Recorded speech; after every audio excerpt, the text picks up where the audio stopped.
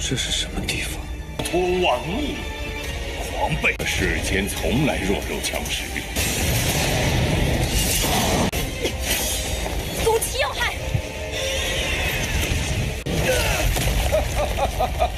Hula semuanya, bagaimana nih kabar kalian? Semoga kalian dalam keadaan baik-baik saja, sehat selalu, serta dilancarkan rezekinya ya guys, amin.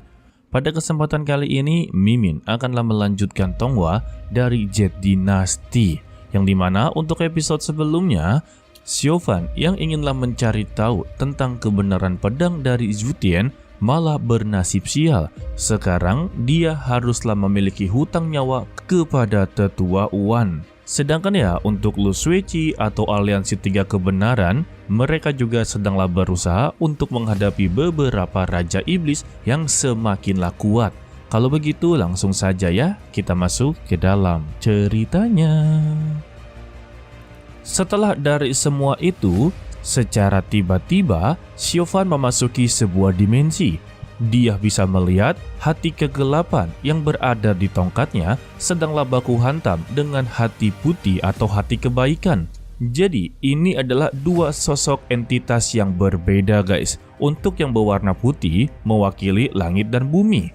Untuk si hati kegelapan atau yang disebut sebagai hati hitam, mewakili matahari dan bulan. Pada intinya ya, untuk dua sosok ini sebenarnya saling melengkapi satu sama lain seperti kekuatan yin dan yang. Namun, ketika mereka lagi baku hantam, tiba-tiba ya pandangan mereka teralihkan dengan Siobhan.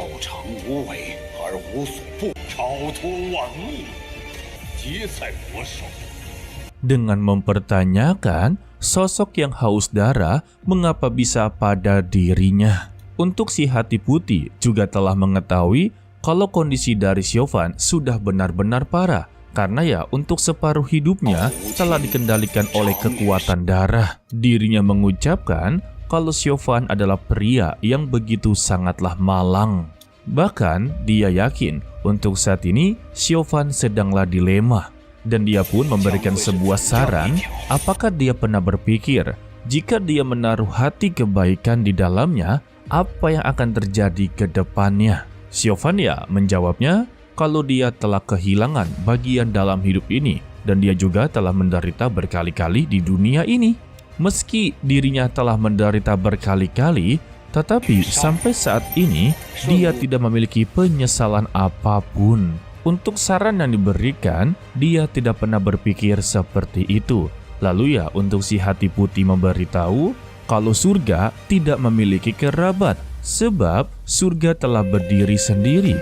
Namun, surga berisikan banyak sekali orang-orang dengan penuh kedamaian, dengan penuh kebaikan hati. Mendengar ini ya, membuat Siobhan langsung teringat dengan masa lalunya guys. Yang dimana sebetulnya dia juga telah mendapatkan kebaikan tersebut. Bahkan dia juga telah memberikan kebaikan ini.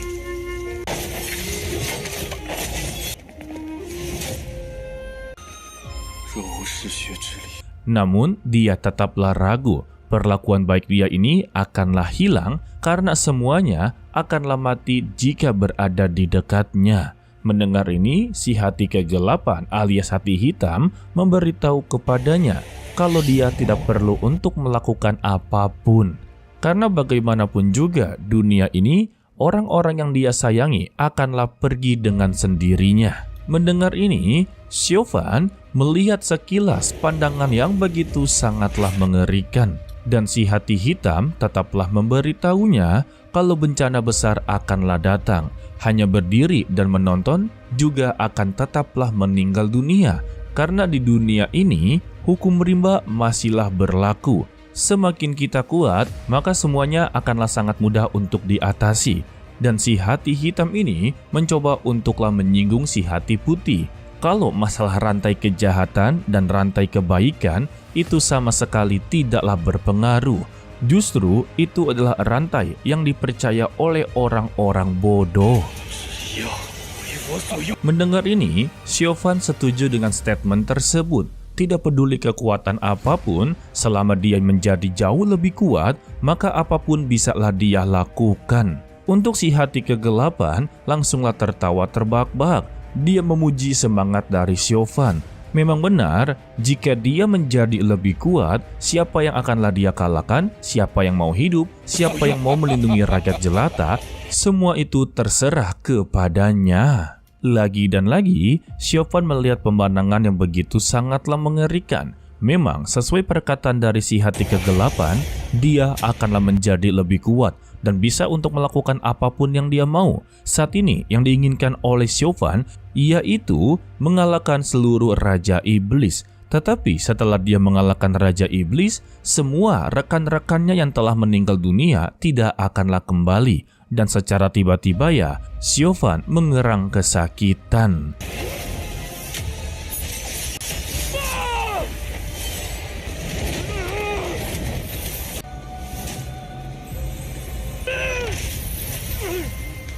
Sementara Chauvin mengerang kesakitan, kita berpindah dalam pertarungan Lu Suici yang masihlah melawan Raja Iblis Ular Tulang. Kita panggil saja sebagai Raja Ular lah ya.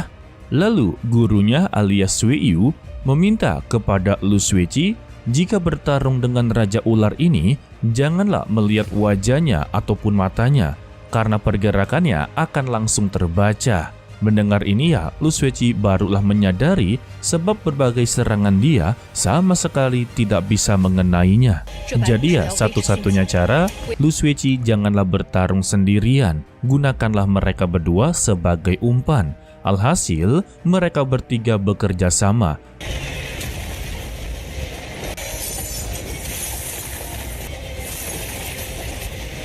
Setelah Lu Suici dan Wenmin berhasil untuklah menghancurkan salah satu tulang rusuknya, kini kesempatan gurunya untuklah menyerang. Begitu juga ya dengan beberapa tetua yang menggabungkan kekuatan menjadi satu. Tetapi sayangnya, serangan mereka sama sekali tidaklah berdampak. Sang Dewa Binatang saja hanyalah tersenyum ke arahnya. Dan secara tiba-tiba ya, pemulihan dari Raja Ular sangatlah begitu cepat, dan kini giliran dia untuklah menyerang. Sehingga ya seluruh para praktisi yang berada di dekatnya langsunglah lari kocar-kacir. Tidak dengan mereka bertiga, tetaplah berada di posisi yang sama. Gurunya memberitahu kepada Lu Suici dan juga Wenmin kalau iblis ini sama sekali tidak takut dengan kekuatan eksternal, jadi dia menggunakan embun beku untuklah tulangnya. Lagi dan lagi, mereka bertiga bekerja sama. Kini, Lu Suici dan juga Wenmin kembali menjadi pengalihan perhatian. Dia meminta kepada gurunya, meskipun rencana mereka berdua ini berhasil dilakukan, tetap saja serangan mereka tidaklah bisa mengenai jantung dari Raja Ular. Karena ya untuk sang Dewa Binatang tidak mungkin membiarkannya. Hanya dengan satu jentikan jari saja, jantung milik dari Raja Iblis Ular Tulang ini langsunglah mengeluarkan duri yang tajam dan panjang. Sayangnya, Wenmin haruslah terkena serangan guys. Lebih tepatnya ya, dia mencoba mengorbankan tubuhnya agar Lu Suici tidak terkena duri tersebut. Namun, dia masihlah bisa bernapas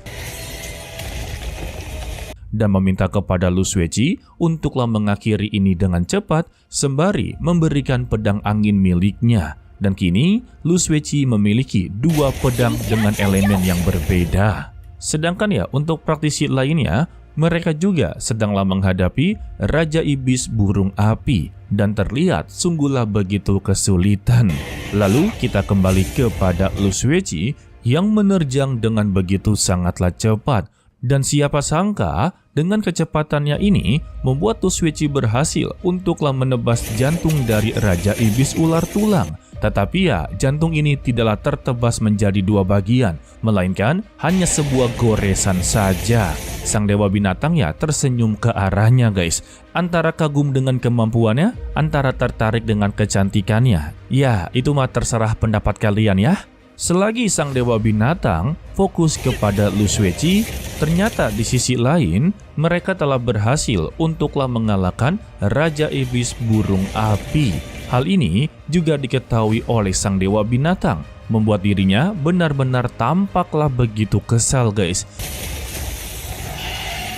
Tetapi Lu Suici tidaklah membuang waktunya begitu saja. dia terus-terusan memberikan serangan bertubi-tubi kepada Raja Iblis Ular Tulang, serta juga mengerahkan Raja Iblis Ular ini ke arah gurunya yang sedanglah mempersiapkan serangan terkuat yang dibantu oleh para master lainnya. Dan ketika mendapati kesempatan, gurunya alias Weiyu langsunglah memberikan embun beku yang begitu sangatlah kuat.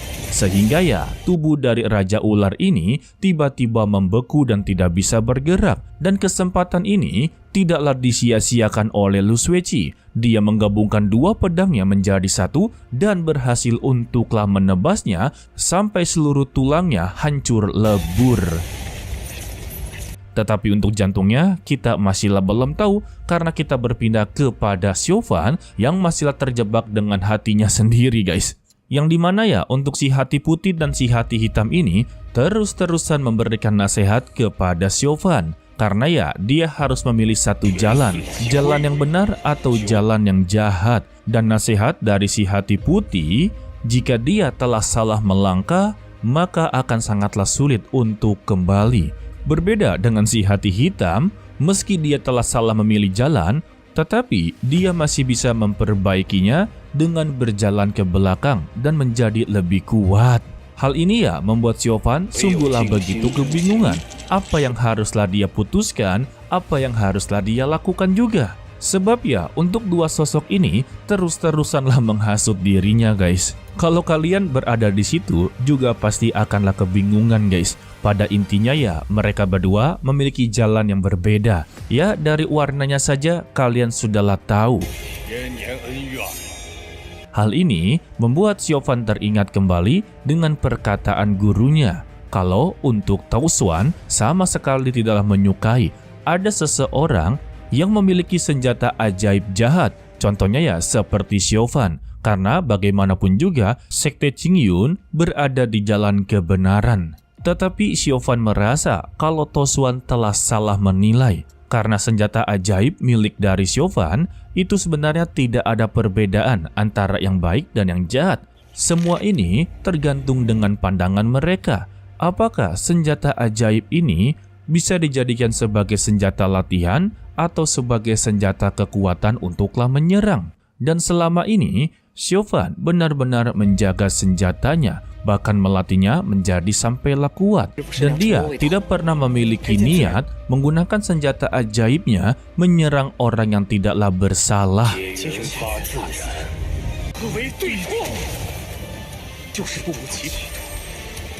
Dan akhirnya Siofan memutuskan kalau dia tidak akanlah memilih dari antara kedua jalan ini. Karena pada dasarnya, Siofan sudah tidak memiliki apapun. Semua orang yang dia sayangi sudahlah meninggalkan dirinya. Dan dia tidak perlu melakukan apapun. Bahkan untuk menjadi kuat saja, tampaknya tidak akanlah berguna. Dan dia memberitahu, untuk saat ini yang dia inginkan, dia hanya bisa memilih untuklah bertahan hidup. Lalu Siofan pun langsunglah mengentakkan kakinya, membuat papan catur yang sedanglah dia pijak hancur lebur. Namun ya untuk dua jalan ini langsunglah tertawa terbahak-bahak. Mereka mengatakan kalau Siofan adalah bocah yang tak tertandingi dan menarik perhatian, serta sangatlah menakutkan. Dan benar saja ini adalah konsep Yin dan Yang. Karena setelah hancurnya papan catur tersebut, terlihatlah di atas langit adanya formasi Yin dan Yang. Dan sebetulnya guys, sejak dari awal Siofan telah memilih dua jalan tersebut. Dia disebut orang baik, ya benar juga. Dia disebut orang jahat, ya benar juga. Perkataan dari Siofan semuanya benar. Semua ini tergantung dengan pandangan semua orang. Karena semua orang memiliki pandangan yang berbeda-beda. Oke lah, sepertinya cukup sampai di sini saja dulu untuklah video kali ini ya guys. Mimin ucapkan terima kasih kepada kalian yang telah menonton sampai akhir. Pesan dari Mimin, tetaplah menjadi orang yang baik walaupun itu sangatlah sulit. To be continue, sampai jumpa di video berikutnya. Bye bye.